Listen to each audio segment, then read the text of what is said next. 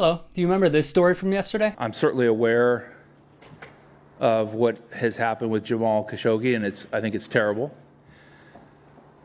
I've also seen the good that the game of golf has done throughout history, and I believe that LIV Golf is going to do a lot of good for the game as well. When Phil Mickelson joined the Saudi-backed league. But isn't there a danger that you're also being seen as a tool of sports washing, an attempt to try and improve the image of a human rights abusing regime through sport, and that ultimately you could be seen as a Saudi stooge and that could tarnish your legacy?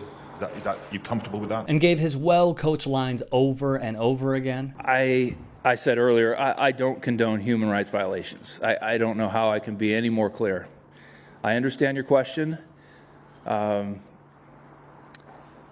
again, I love this game of golf. I've seen the good that it's done. Well, it appears we have another big name to add to the list. Take a gander at who this man is playing around with.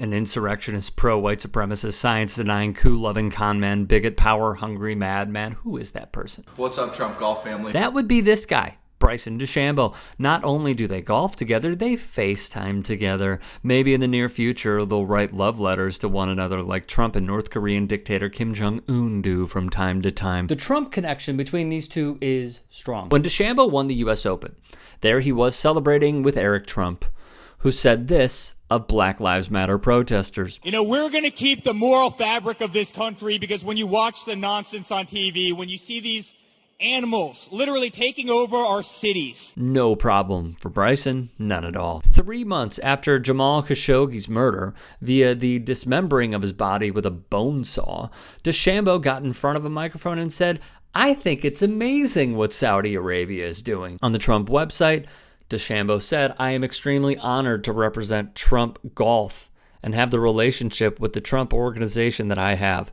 From Larry Glick to Eric Trump and Donald Trump Jr., the entire team is always behind me 100%, and I am grateful for their support." So is it any surprise when we saw the news he was reportedly set to join LIV Golf, the Saudi-funded league wooing American golfers because America first? Am I right? The better question is, why wait? Did they not want to be a part of that opening press conference? Were they hoping that the situation would have been quelled at this point?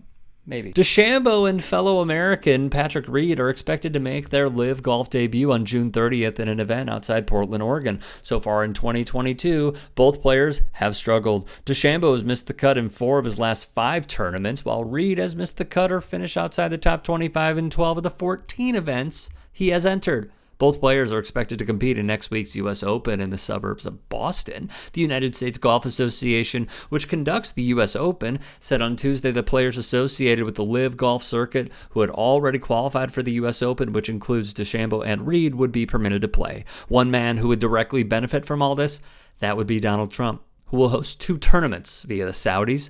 It would not be the first time they funneled money into his businesses. It appears DeChambeau now has a change of heart and also waited for the sitch to just die down. At the PGA Tour's Memorial Tournament, DeChambeau said, there's obviously a lot of conversation.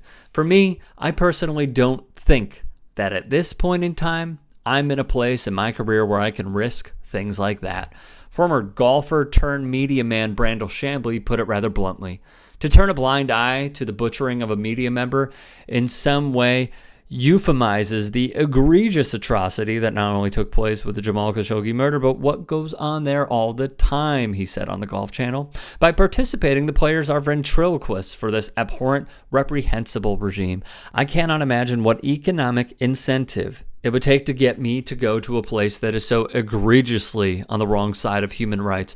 I don't think they fully understand what they are doing. I don't understand it from an economic point of view. I don't understand it from a business point of view. And I don't understand it from a moral point of view. They are legitimizing and enriching the rulers of this regime. I won't even watch it on the TV. They should not be there.